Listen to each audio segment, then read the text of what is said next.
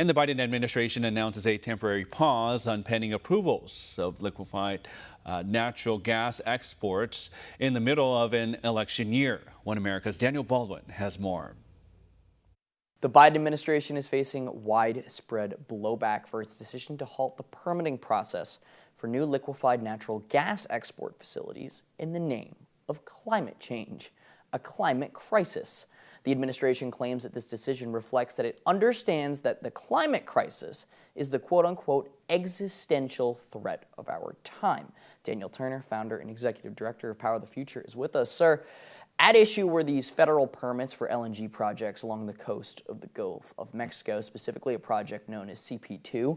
It's already secured financing and a 20-year contract to supply exports to Germany.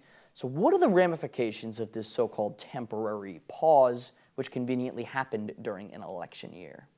Yeah, that's the most important thing to take away, is that this happened in the middle of an election year. It's going to be a very contentious election, and I think we're going to see a lot more decisions like this because the Biden administration sees not just the fossil fuel industry, but sees the whole of government as a means to a political ends. Look at what they did with the Strategic Petroleum Reserve in 2022, right? That was to secure the Senate. It worked. Whether or not it was good for national security, the economy is ancillary. What was important was the political ends. And so the ramifications for this are going to be very similar to what you saw with the Keystone decision the first day of the Biden administration. This is companies who have hundreds of millions of dollars tied up on loans. These are lots of workers who are ready to go, and all of that is going to be put on hold. How long can companies continue to pay off loans and pay off debt when they don't have any product, right? So you're going to see these companies take a financial hit as they just try to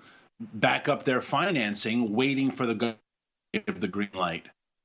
The decision won't actually affect the 8 LNG projects currently in operation, but you can't change global demand by slashing the supply of a product. How does this affect American foreign competitors, Russia, Iran, China? How does this temporary pause directly affect them in Europe as a whole, Daniel?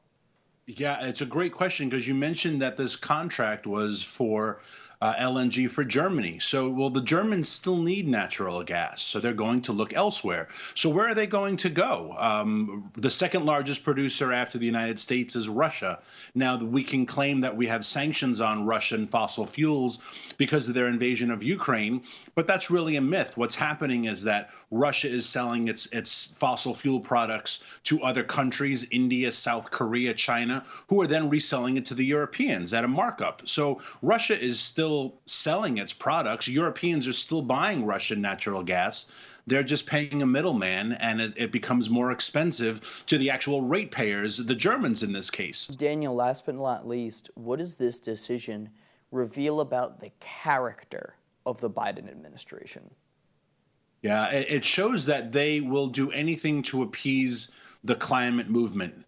They need the climate movement desperately because billionaires like Michael Bloomberg, remember in 2020, he pledged $100 million to help reelect Biden. Mark Zuckerberg pledged several $100 million. All that money is on the line if you play the climate change game hard enough. Tom Steyer will write enormous checks. George Soros will write enormous checks. And all of these people have climate change as their number one issue.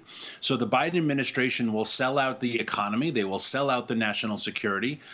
They will sell out the American people by driving up costs of goods and services as long as possible, so long as these billionaires are happy, they write checks to the Biden campaign, and he gets to keep power. It shows you that there is no love for the American people. There's no love for America or its well-being. There's just pure political power, and that's all the Biden administration cares about. They will do anything. It's January, right? Wait till you see how bad this gets in May and June and July.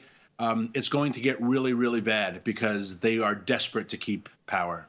Daniel Turner, founder and executive director of Power of the Future. Sir, we appreciate you joining us on One America News. Thank you very much, Daniel. Thank you. For all our viewers asking where One America News is heading in the future, we would like to introduce you to OANN Live. OANN Live is the best way to stay up to date on all of the hard-hitting, straight-shooting, national and international headlines. And the best part is, OANN Live is only $4.99 per month. All the credible, honest, unbiased reporting One America News offers at a fraction of the cost of cable. Just go to OANN.com to easily sign up for OAN Live and stay informed.